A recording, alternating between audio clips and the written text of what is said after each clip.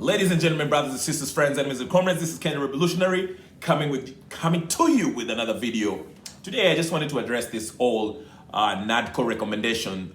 Remember, this Nadco the talks between Kenya Kwanza and Azimio that was held at Bomas, which was led by Kimani Ichung'wah on the government side, Kenya Kwanza side, and Kalonzo Musyoka on the Azimio side. Now, they came with a raft of recommendations that they are hoping shall be passed and ratified through the parliament. But my take on this, if you want to read the details of all this, I won't go through all of them, but there's a bunch of it, which is basically something that we all suspected, which is creating positions for themselves, for this elitist political class, okay?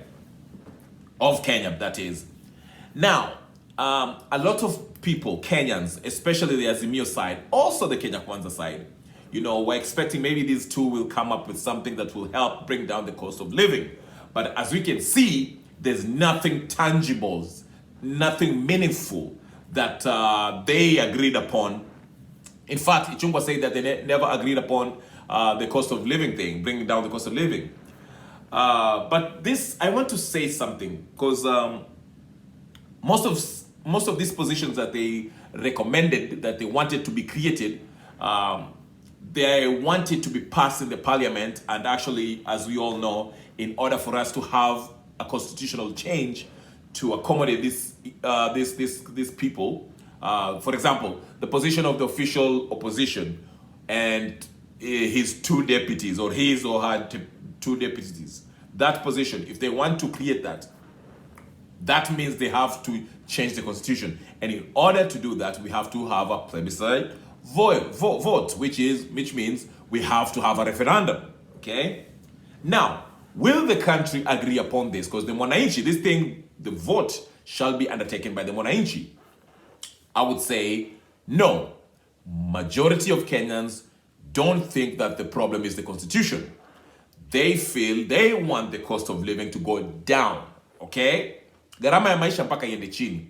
The problem is not the constitution. All these problems we are having are not because we have a constitution that does not work for us. The problem is these politicians don't respect the rule of law, okay? They violate the constitution and they don't care. For example, this whole talks is nonsensical. Not only nonsensical, but it's illegal, okay? They cannot decide to meet at Bomas Center, whatever the case is, come up with a raft of proposal, shove it down the legislative body for it to be voted upon by the people as a constitutional referendum, or referendum on a new amended constitution. We can't do that. In order for us to have a referendum, this should be a people's initiative, okay? And who does the people get represented by? It is the members of the legislative body, the MPs and the senators, okay? So if there's anything, any amendment that Kenyans would be interested in, this should be brought upon through the legislative body, debated on, and there should be public participation as it is required in the Article 118 of the Kenyan 2010 Constitution. All of this has not happened. So everything that these people are proposing is going nowhere fast. Again, I will repeat, these proposals are not people-initiated talks. People in the ground did not approve, did not initiate this discussion, did not come up with this recommendation for it to be brought for a referendum, okay? So again, we had Mr.